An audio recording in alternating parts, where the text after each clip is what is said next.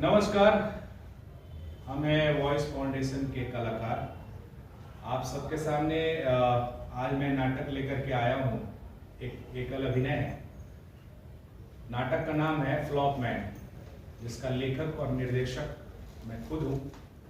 और हमारे बीच में पटना के बहुत ही अनुभवी निर्देशक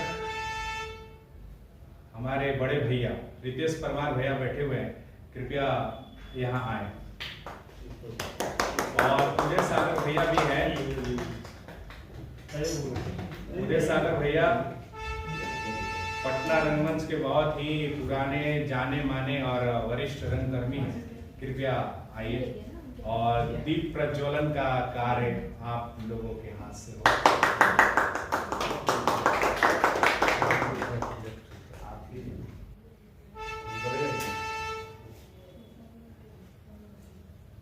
ओम गणानां गणपतिगुं ओम निधिनां निधिपति गुं ओम प्रियणां प्रियपति गुं।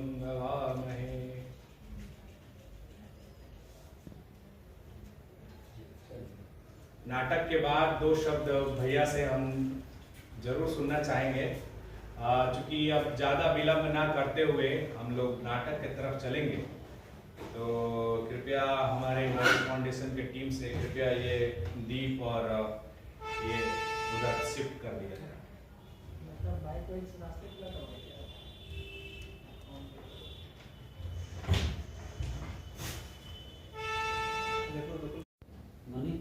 ओके। और अभी जब बोले तो लाइट ऑन करना है।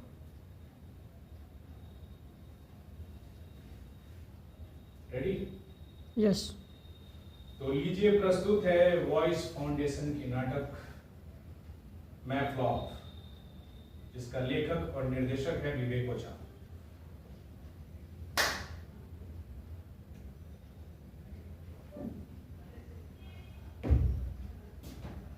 नमस्कार। हमको पहचाने? कहां से पहचानिएगा? प्रेम नाम है हमारा। प्रेम चोपड़ा वाला नहीं, प्रेम शंकर वाला। महादेव के भक्त हैं। बहुत ही श्रद्धा सुमन से हमारी माई हमको मांग के लाई है। जानते हैं हमारा घर कहाँ है? अरे यही आरा जिला, वहीं के हम हैं। हमारी माई जो है ना, हमको बहुत प्यार करती थी। वही हमारे बाबूजी एकदम उसके उलट।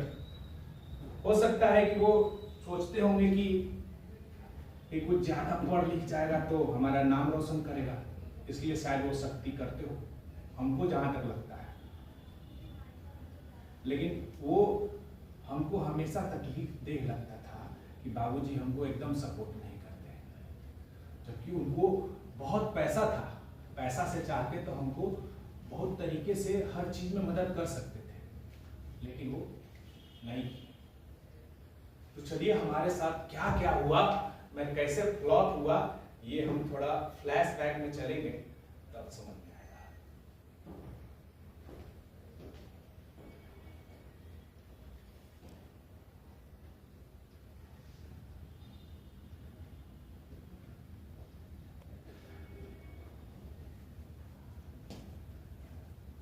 बाबूजी, हम पटना में पढ़ने नहीं जाना चाहते हैं। कहा है ना कि पटना में हमारा कोई भाइयों नहीं है। अब क्या करेंगे वहां जाके, आप ही बताइए। अरे नहीं, तो वो काम करिए, वो जो वकील चाचा है ना, जो हाई कोर्ट में वकील है, उनका घर है ना वहीं शिवपुरी में, वहीं हमको रखवा दीजिए। अब वहीं रह जाएंगे अच्छा से।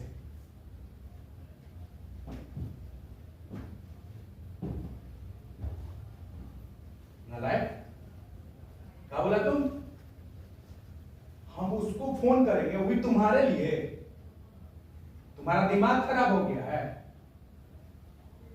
जाओ, हम तुमको रूम रेंट का पैसा देंगे, वहां जाकर के वहीं कहीं गांधी मैदान के पास में जाकर के रूम ले लेना। और बीएन कॉलेज में या एएन कॉलेज में कहीं एडमिशन करवा लेना, समझ में आया? जाओ। माँ माँ तुम तो कुछ कहो ना, हम वहां पे कैसे रहेंगे? हमको तो खाने बनाने भी नहीं आता है। तुम तो जानती हो ना कि हम मतलब तुम लोग के बिना कैसे रहेंगे?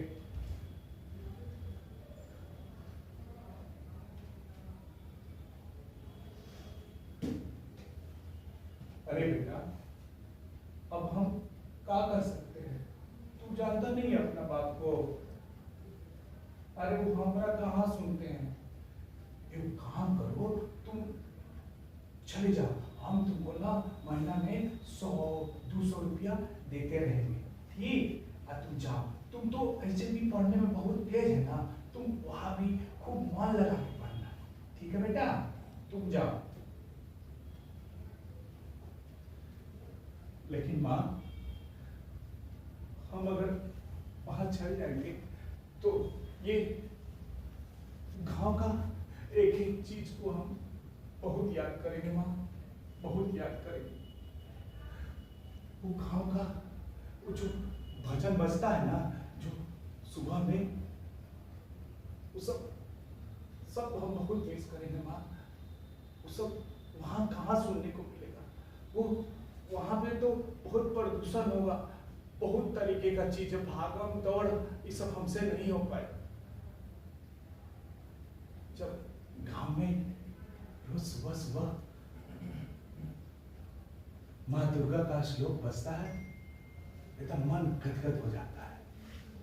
ओम जयंती मंगला काली भद्रकाली कपालिनी दुर्गा क्षमा शिवा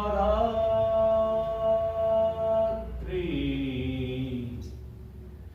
स्वाहा स्वधा नारायणी नमस्तुते।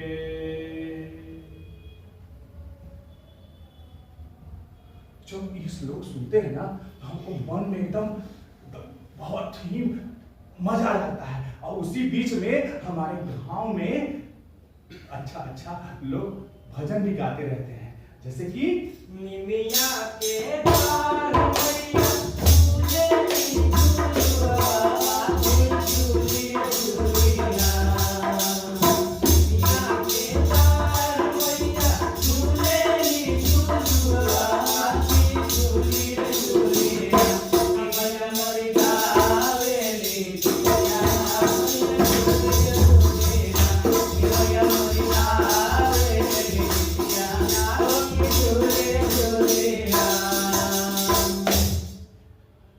जब हम सुनते हैं ना माँ, तो हमको कितना खुशी होता है, तुम जानती हो ना।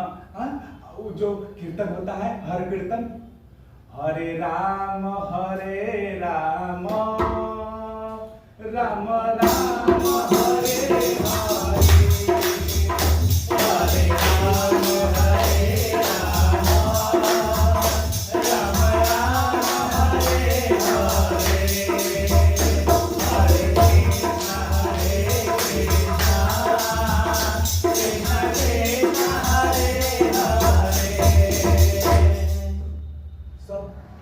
मतलब मन एकदम खुश हो जाता है माँ।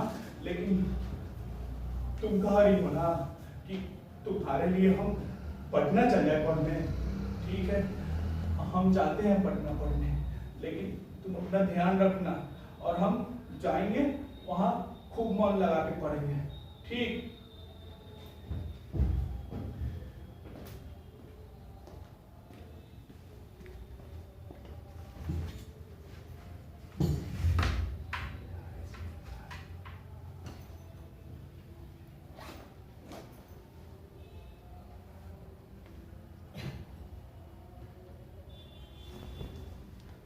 पटना में बहुत ज्यादा ट्रैफिक रहता है। जैसे हम वहां पहुंचे तो इतना सारा ट्रैफिक देख करके ना हमारा दिमाग एकदम हिल गया। पापा के साथ जब आए थे ना तो एकदम पटना जंक्शन मैंने एकदम छोटा सा तो था, अभी बाप रे बाप, इतना बड़का पटना जंक्शन है। अब हमको तो समझ ही नहीं आ रहा है कि ये गांधी मैदान जाने के लिए ई पट्टी उतरे कि ई पट्टी, समझ में नहीं आ रहा है। अब हम किसी से पूछ लेते हैं। ए भाई जी, हाँ आप ही से पूछ रहे हैं। भाई जी ये गांधी मैदान किधर जाएगा? अच्छा, मतलब यहाँ से हनुमान मंदिर से सीधे चले जाए, है ना? और फिर गांधी मैदान BN कॉलेज, अच्छा गांधी मैदान से सीधा, ठीक है। लेकिन भाड़ा कितना लगेगा? 30 रुपया। 30 रुपया तो है नहीं। अच्छा ठीक है, हम पैदल ही चल जाएंगे, देखते हैं आगे उसमें एडमिशन होता है कि नहीं तो बाबूजी हमको भेजे हैं, फिर मार मारेंगे। चलो देखते हैं।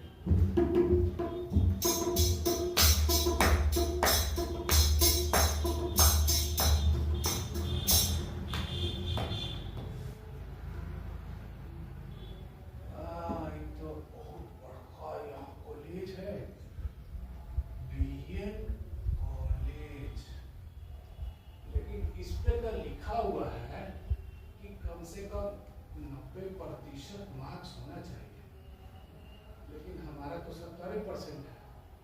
अब क्या करें? मतलब यहाँ नहीं होगा एडमिशन, चलते हैं, हो सकता है AM कॉलेज में हो जाए। ठीक है। ए भाई जी AM कॉलेज कितने हैं?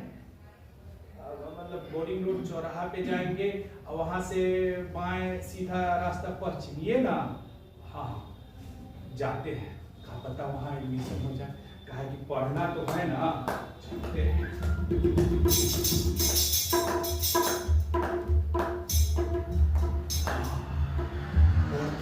गेट इसी में हो सकता है होगा, चलते हैं अंदर। यहाँ तो हो जाएगा, 70% तो मेरा है, ये पैसे पे हो जाता। हाँ तो भैया लोग, हमको जो है ना एडमिशन तो हो गया, बहुत बढ़िया एडमिशन हो गया, और यही मन लगा के पढ़ेंगे, देखते हैं कि आगे क्या क्या हो सकता है। ठीक है, लेकिन ये बहुत तकलीफ होते रहता है, बीच बीच में सब हमको मिलकर बहुते मारता है। जानते हो कल जब हम गए थे ना कॉलेज में, तो हमको सब सीनियर सब मिल के पता है क्या किया? इतना रैगिंग किया, हमको कभी कुर्सी बना दी,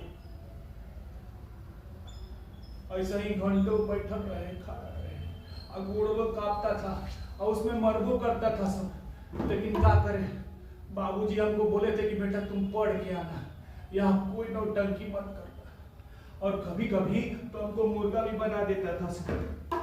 लेकिन क्या करें, बाबूजी के मार के चलते हम यहाँ ये लोग को कुछ नहीं कर रहे थे, नहीं तो ये सब 3-4 गो का है, ये सब को उठा उठा कर ये सब पटकते, ये लोग को नानी याद आ जाता। लेकिन क्या करें, चलता है। उसी बीच में हम एक दिन जब कॉलेज आए ना, एक लड़की को देखे, और लड़कियां को देखते हमको एकदम ब्लाइंड वाला लव। चांद मेरा दिल, चांदनी हो तुम, चांद से हो तुम, चांदनी कहाँ?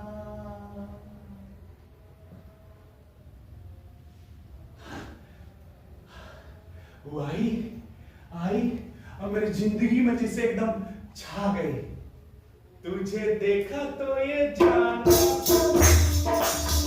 प्यार होता है दीवाना सनम, दुनिया से कहाँ जाए हम, तेरी बाहों में मर जाए हम, तुझे देखा तो ये जाना सनम। मतलब पहले नजर में इतना हमको प्यार हो गया कि बाबूजी हमको भेजे थे कि जाओ बेटा खूब मन लगा के पढ़ना। मन लगा के क्या पढ़े, इतना खूब सुंदर प्यार मोहब्बत हो गया कि अब हमको पढ़ने मन लग रहा था। अब हम लग गए प्यार मोहब्बत में। उसके बाद क्या हुआ कि एक दिन रोज रोज हम उससे मिलने लगे। ठीक है, रोज रोज मिल के प्रेम प्रसंग आगे बढ़ने लगा। काहे कि वो भी जान गई थी कि पढ़े में बहुत तेज है। हम तो थे भी अपना गांव के टॉपर, हमेशा फर्स्ट आए हैं, कभी सेकंड नहीं आए। तो हो सकता है वो हमको इसलिए भी प्यार करती हो, लेकिन हम उसके प्यार में इतना पागल हो गए, इतना पागल हो गए कि हम आपको क्या बताएं। फिर हम और वो हर जगह गाना गाए, मौज करे, मस्ती करे। क्या करूँ हाय, कुछ होता है, क्या करूँ हाय, कुछ होता है।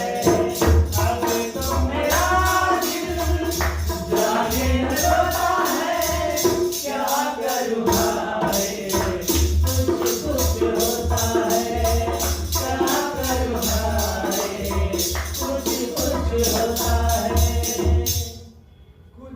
कुछ होता है। अरे बाप रे, हम इतना प्यार में पगला गए कि हमको अपना कुछ समझ में नहीं आने लगा। बस प्यार मोहब्बत, प्यार मोहब्बत, यही सब में हम लग गए थे। उसी बीच में क्या हुआ ना कि कॉलेज में हम लोग का ऑडिशन होने लगा। बहुत सारा फिल्म का भी ऑडिशन होता था और नाटक के लिए भी लोग बुलाता था। तो हम कहीं कहीं छोटा मोटा नाटक करने जाने लगे। तो एक बार गए, फिल्म का ऑडिशन हो रहा था बॉलीवुड का।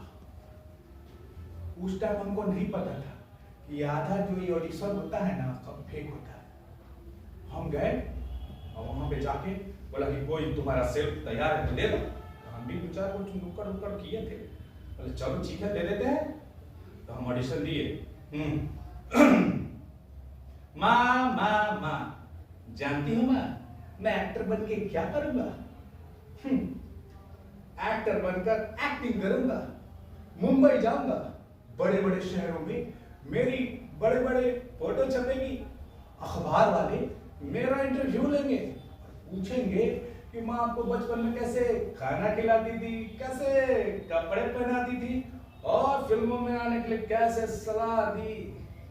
ओ माँ, कितना मजा आएगा माँ, कितना मजा। डायरेक्टर बोला, है यहाँ पे देवानंद ये सब का एक्टिंग नहीं चलेगा, जाओ जाके सीख के आओ। हमको गरिया के भगा दिया। हम भी निकल गए। क्या करे भाई, गाली सुन के तो अच्छा लोग का चीज बदल जाता है। हम भी निकल गए और निकल के सोचे कि नहीं, अब हम कुछ बढ़िया से नाटक देखेंगे, सीखेंगे और जानकारी लेके फिर हम एक्टिंग करेंगे। हम आए तो पता चला कि पटना रंगमंच में बहुत बड़का संस्था है जो पूरा इंडिया में जाकर के बिहार को रिप्रेजेंट करता है और इंडिया से बाहर भी जा जाकर लोग नाटक करता है। उसमें नाम सुने, निर्माण कला मंच, जो कि विदेशिया नाटक करती है और वो हमारा जो है ना संस्कृति के बारे में जाके हर जगह बताती है, दिखाती है। वो भिखारी ठाकुर का लिखा हुआ है ना, वो हमारे गांव के ना है पर बगले का। हाँ, और वो एक और संस्था है, उसका क्या नाम है, हाँ प्रयास, मिथिलेश सिंह का। हाँ, अब वो मजहबी सकीना, वो मंटो का जो नाटक करते हैं ना, ठंडा गोश्त वगैरह वगैरह, दशरथ मान जी, बहुत सारा नाटक करते हैं। और उसी बीच में हमको पता चला कि वो नाटक हो रहा है बैंड मास्टर, जो कि रवि मिश्रा नाम के एक बहुत पुराने अभिनेता कर रहे थे। और वो हम गए नाटक देखने। ठीक है, हम तो देखते रह गए। इसनो नाटक होता है अजब है। हम सोचे कि चलो इन लोग से कुछ सीखने को मिलेगा, चलो इन लोग के साथ ज्वाइन कर लेते हैं। गए, कुछ जगह ज्वाइन किए। इन लोगों के साथ तो ज्वाइन करने का मौका हमको नहीं मिला, लेकिन कुछ संस्था के साथ हम जुड़ गए। नाम वाले तो बहुत सारे संस्था है, बहुतों के साथ हम जुड़े, लेकिन हमको कुछ फायदा नहीं हुआ। काहे कि उनको कुछ खुदे नहीं आता था। बहुत जगह है। वो लोग खाली नुक्कड़ कराए, कुछ स्टेज में भी दे तो छोटा मोटा पीछे खड़ा हो जाओ, लाठी पकड़ लो, आते से गमछी पहन के मुंह ढक के आ जाओ, एंट्री ले लो, बस इतना ही लोग बताता था। लेकिन कैसे आपको सेल्फ मोटिवेशन मिले, कैसे आप एक्टर बने, इसके बारे में किसी को नॉलेज नहीं था इन लोगों के पास, जिसके पास मैं गया था। आई लोग बड़ा बड़ा संस्था वाला लोग के पास तो हम कभी पहुंच ही नहीं पाए, क्योंकि कोई हमारा जाने पहचान नहीं था। ये लोग हमको खाली नुक्कड़ कराए, 100-200 रुपया दे और भेजा दे। इसी बीच में क्या हुआ कि हमारा एग्जाम का रिजल्ट आया, हम फेल कर गए। बाबूजी का कॉल आया, अरे नालायक, तू फेल कर गया, तेरे वजह से तेरी मां मर गई, अब तू कभी गांव वापस मत आना, समझ में आया? निकम्मा कहेगा।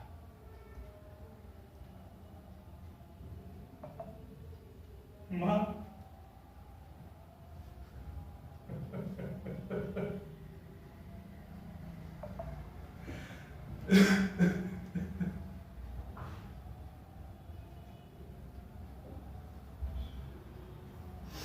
मां तू मुझे छोड़कर चली गई, वो भी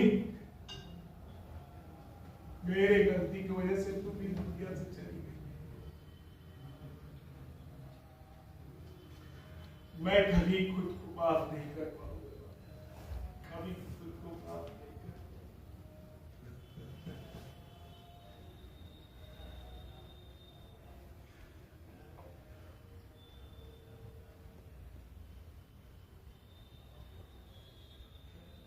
अब कुछ दिनों के बाद वो लड़की का भी रंग ढंग हमको सब समझ में आने लगा था। काहे कि वो बस मेरे से इसलिए जुड़ी थी कि जान गई थी कि मेरे बाबूजी हम बहुत पैसा वाला। अब मेरे माँ के मरने के बाद जब हमको बाबूजी घर से निकाल दिए और इधर तो हम फेल कर ही गए थे, हम सोचे थे कि वो मेरे साथ रहेगी, कोई छोटा मोटा हम नौकरी कर लेंगे और साइड से पढ़ाई भी कर लेंगे, लेकिन ऐसा हो नहीं पाया। इतना वो मेरे साथ गद्दारी की। अब गद्दारी क्या कहेंगे, ठीक है, वो हमको छोड़कर चली गई, और वो भी ऐसा लड़का के साथ जो कॉलेज का 1 नंबर का लफुआ था। लेकिन बात तो वही था कि वो अपने बाप के पैसों के दम से नौकरी खरीद लिया और उसका नौकरी हो गया, और हम न घर के रहे न घाट के, धोबी का कुत्ता वाला हाल हो गया हमको। अब घर जा नहीं सकते थे, पढ़ाई करने के लिए आगे कुछ मोटिवेशन ही नहीं था, पैसा भी नहीं था। अब 2-4 गो नुक्कड़ नाटक, इस सब से क्या होगा? 200-400 रुपया आ जाएगा तो क्या हो जाएगा? हम सोचे कि चलो यहां से हम बाहर कमाने चले जाते हैं। हो सकता है हम उतना टैलेंटेड नहीं है, इसीलिए मेरे साथ ऐसा हो रहा है। हम बाहर गुजरात कमाने चले जाते हैं, हो सकता है कि वहीं मेरा जीवन ठीक हो जाए।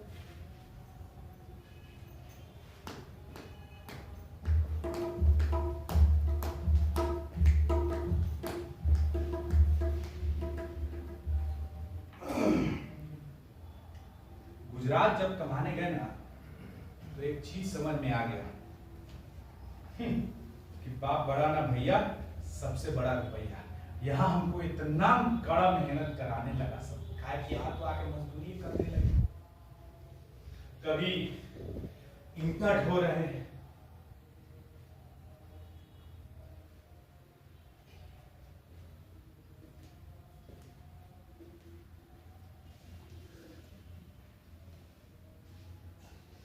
कभी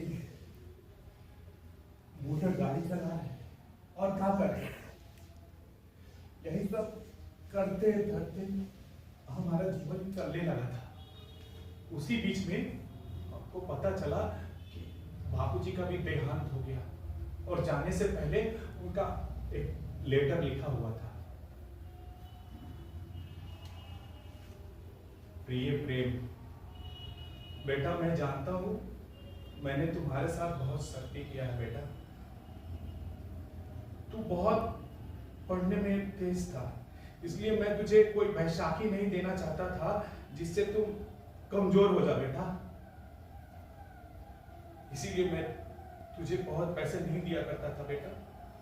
लेकिन तू एक काम कर, तू घर आ जा।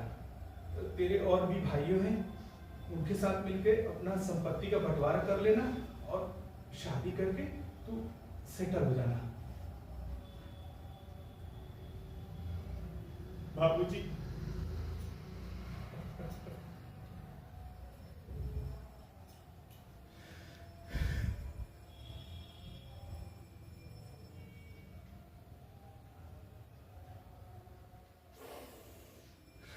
हम आपको जिंदगी भर गलत समझते रहे। माँ कहती थी कि तुम्हारे बाबूजी तुमसे बहुत प्यार करते हैं। हम इस बात को नहीं मानते थे, लेकिन चिट्ठी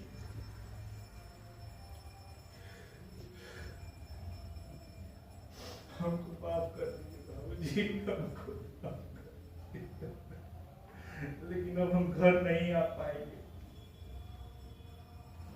क्योंकि अब हमारा जीवन का कोई मकसद नहीं रहा। आप भी नहीं रहे, माँ भी नहीं रही। एक्टिंग करना चाहते थे, वहां भी फ्लॉप कर गए, कुछ नहीं कर पाए। पढ़ना चाहते थे, वहां एक लड़की के साथ मोहब्बत में पड़ के आगे कोई नौकरी वगैरह कुछ नहीं कर पाए।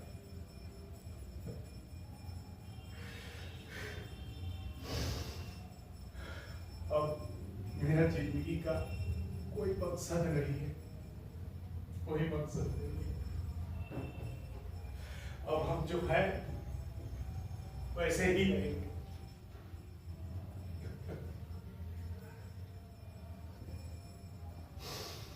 हम यही कमाएंगे, यही रहेंगे। हमको कोई चीज नहीं चाहिए। आप ही नहीं रहे, जिंदगी में अब क्या है? हमको कोई शादी विवाह नहीं है।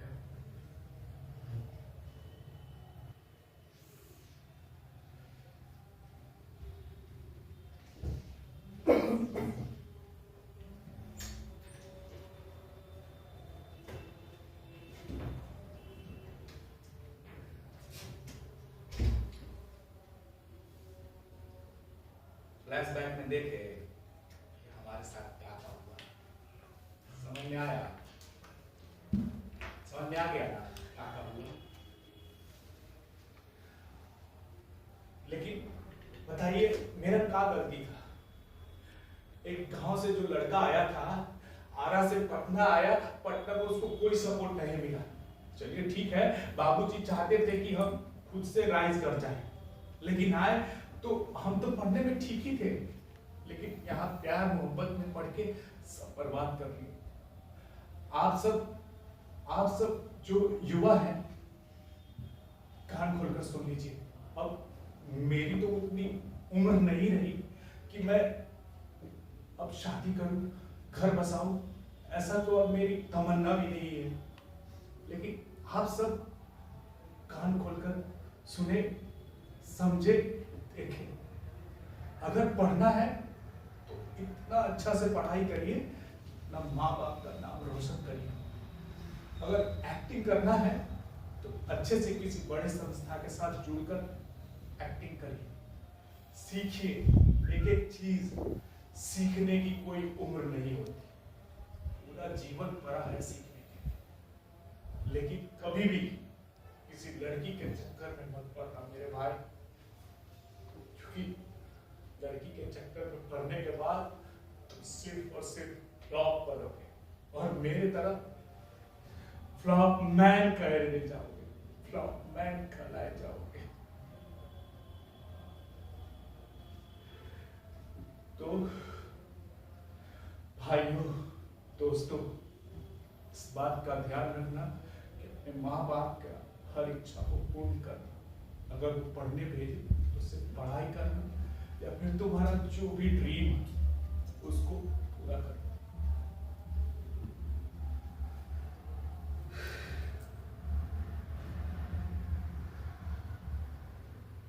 Thank you.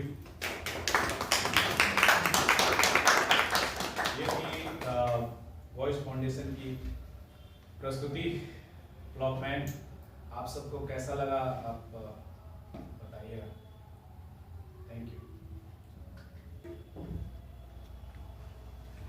दो शब्द रितेश भैया के साथ। ये विवेक ओझा का सोलो था, ये ब्लॉकमैन, और नाटक करना ही बहुत बड़ी बात है। चाहिए क्योंकि कर लेना मतलब हमारे ख्याल से समीक्षा के लिए फिर कभी अच्छा लगा, लेकिन मैंने क्या कीजिएगा, दर्शक को इतना ध्यान दीजिए, हम लोग बात के बीच में मार खाते हैं। दूसरी बात है कि प्यार से फायदा भी होता है, लेकिन नाटक कर लेना बहुत बड़ी बात है। और नाटक के बाद जब बैठिए कभी इसके लिए समय होता है, उन दोस्त निकालना खास करके उस दिन और उस समय तो बिल्कुल अच्छी बात नहीं, इसलिए आप बधाई के पात्र हैं। धन्यवाद। ये थी वॉइस फाउंडेशन की प्रस्तुति ब्लॉकमैन। और उदय सागर भैया यहाँ बैठे हैं, आप पूरा नाटक देखे, आप बताइए कैसा लगा। वहीं से भी बोल सकते हैं, यहाँ भी आ जाए तो ज्यादा अच्छा लगेगा, क्योंकि नाटक बहुत अच्छा लगा और बहुत वेरिएशन मैंने देखा, अच्छा लगा। कैरेक्टर आपने जो बदला पकड़ा थोड़ा अलग लगा, बहुत बहुत शुभकामनाएं, बहुत अच्छा लगा। धन्यवाद। ऑडियंस का डिमांड है, एक और फिर से शुरू करो। धन्यवाद। हम फिर अपनी नई नई प्रस्तुतियों के साथ आपके सामने आते रहेंगे। और सबसे पहले मैं आप सबको धन्यवाद देना चाहता हूँ अपर्णा जी का। कृपया स्टेज पे आ जाइए। ये मेरे फोन पे आई अपर्णा जी और मेरे साथ एक दो गाना में डांस भी की, इसके लिए बहुत बहुत धन्यवाद आपको। और ये मेरी बहुत पुरानी ऑडियंस भी है, अच्छी दोस्त भी है। और हमारे संस्था के आ जाइए दिलीप पांडे जी, और हमारे संस्था से आ जाइए सनी, ऋतिक आ जाइए। ये लाइट पे थे दिलीप पांडे जी, और ये लोग से डिजाइनिंग और हर चीज़ में इन लोगों का सहयोग रहता है। ऋतिक, सन्नी, और कैमरा के पीछे मनी है। तो बहुत सबको धन्यवाद, और बस आप सबका आशीर्वाद।